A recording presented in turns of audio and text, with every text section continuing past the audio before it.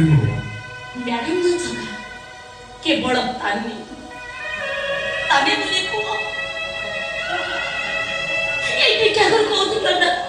ପିଲାକେ ମିଳିଲେ ତମ ପଡ଼ି କୃଷ୍ଣାକୁ ପାଇଯିବ ଯାଅ ଜଗା ମୋ ପିଲାକୁ ନେଇ ତମେ ତମ ଭଉଣୀ କୃଷ୍ଣାକୁ ଭଲ କରି ହେଲେ ଅପା କୃଷ୍ଣାର ପରିସ୍ଥିତି ଯାହା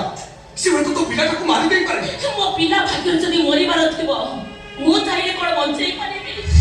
ଜଗା ମୋ ପାଇଁ ବହୁତ କିଛି କରିଛନ୍ତି ମୁଁ କଣ ତାଙ୍କ ପାଇଁ ଏତେ